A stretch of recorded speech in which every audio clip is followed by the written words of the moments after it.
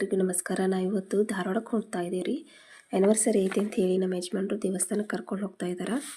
ನಂಬಿದವರಿಗೆ ಇಂಬು ನೀಡುವ ಹಾಗೂ ಭಕ್ತರಿಗೆ ಸ್ಫೂರ್ತಿ ನೆಲೆಯಾಗಿರುವ ನಗರದ ಹೃದಯ ಭಾಗದಲ್ಲಿ ನೆಲೆಸಿರುವ ಕಿಲ್ಲಾ ಶ್ರೀ ದುರ್ಗಾದೇವಿ ಅಂಥೇಳಿ ಹೆಸರುವಾಸಿಯಾಗಿರುವಂತಹ ಪುರಾತನ ದೇವಾಲಯಗಳಲ್ಲಿ ಒಂದಾದ ನಗರದ ಮೃತ್ಯುಂಜಯ ಕಾಲೇಜ್ ಬಳಿ ಈ ಒಂದು ದೇವಸ್ಥಾನ ಐತಿ. ಇವತ್ತು ನಾವು ಬಂದಿರೋದು ಕೂಡ ಇಲ್ಲಿ ನೋಡ್ರಿ. 12ನೇ ಶತಮಾನದಲ್ಲಿ ಚಾಲುಕ್ಯರ ಕಾಲದೊಳಗೆ ಈ ದೇವಸ್ಥಾನ ನಿರ್ಮಾಣ ಆಗೈತಿ. ಧಾರವಾಡದ ಕರ್ನಾಟಕ ವಿಶ್ವವಿದ್ಯಾಲಯದಲ್ಲಿ ಉಲ್ಲೇಖ ಐತಿ.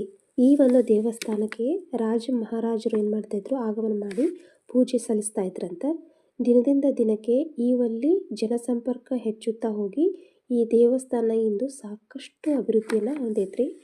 ಈ ದೇವಸ್ಥಾನದಲ್ಲಿ ದಿನಕ್ಕೊಂದು ಪವಾಡ, ಕ್ಷಣಕ್ಕೊಂದು ಪರಿಹಾರಗಳೊಂದು ವರಪ್ರಸಾದ ಸೃಷ್ಟಿಯಾಗಿ ನಂಬಿದವರ ನಾಲಿಗೆಯಲ್ಲಿ ಅಮ್ಮನಾಗಿ ದುರ್ಗಾದೇವಿ ಇತಿಹಾಸ ಸೃಷ್ಟಿ ಮಾಡಿದಾಳ. ಇಲ್ಲಿ ಬಹಳಷ್ಟು ಕಡೆಯಿಂದ ಭಕ್ತರು ಏನು ಮಾಡ್ತಾರಪ್ಪ, ಈ ಒಂದು ದೇವಸ್ಥಾನಕ್ಕೆ ಆಗಮನ ಮಾಡ್ತಾರೆ ನೋಡ್ರಿ. ಚಾಲುಕ್ಯರ ಕಾಲದಲ್ಲಿ ಈ ಭಾಗದಲ್ಲಿ ಕಾಲರ, ಪ್ಲೇಗ್, ಕ್ಷಾಮ, ಅತಿವೃಷ್ಟಿ, ಅನಾವೃಷ್ಟಿ ಉಂಟಾದಾಗ ಈ ಒಂದು ದುರ್ಗಾದೇವಿಗೆ ಶರಣು ಆದರು. ಆವಾಗ ಎಲ್ಲ ಸಂಕಷ್ಟಗಳು ಪರಿಹಾರ ಮಾಡಿದ ತಾಯಿ ಅಂಥೇಳಿ ದುರ್ಗಾದೇವಿ, ಹೊಂದಿದ ತಾಯಿ ದುರ್ಗಾದೇವಿ. ಇಲ್ಲಿ ಸಂಕಲ್ಪ ಇಟ್ಕೊಂಡು ನಿಂಬೆಹಣ್ಣಿನ ದೀಪವನ್ನು ಬೆಳಗುವುದು ಒಂದು ಸಂಪ್ರದಾಯ ಐತ್ರಿ. 11, 16, 21 ಹೀಗೆ ನಿಂಬೆಹಣ್ಣುಗಳಿಂದ 3 ವಾರ ಆರತಿ ಬೆಳಗಿದ್ರೆ ಎಲ್ಲ ಸಮಸ್ಯೆಗಳು ಪರಿಹಾರ ಆಗ್ತಾವ್ರಿ. ಇಲ್ಲಿ ಪ್ರತಿ ಶುಕ್ರವಾರ, ಮಂಗಳವಾರ ಬಹಳಷ್ಟು ಇಲ್ಲಿ ರಶ್ ಇರ್ತೈತ್ರಿ. ಪ್ರತಿ ವರ್ಷ ನವರಾತ್ರಿ ವೇಳೆ ಇಲ್ಲಿ ಏನು ಮಾಡ್ತಾರೆ, ದುರ್ಗಾದೇವಿಗೆ ಬೃಹತ್ ಜಾತ್ರೆಯನ್ನು ಮಾಡ್ತಾರೆ ನೋಡ್ರಿ.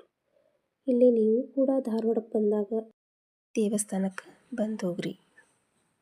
ಯಾವ ರೀತಿ ಇದೆ ದುರ್ಗಾದೇವಿ ದೇವಸ್ಥಾನ, ಇಲ್ಲಿ ಒಂದು ಪವಾಡಗಳು, ದೇವಿಯ ಶಕ್ತಿ ನೋಡಿದರೆ ನಿಮಗೂ ಕೂಡ ಅಚ್ಚರಿ ಉಂಟಾಗುತ್ತೆ.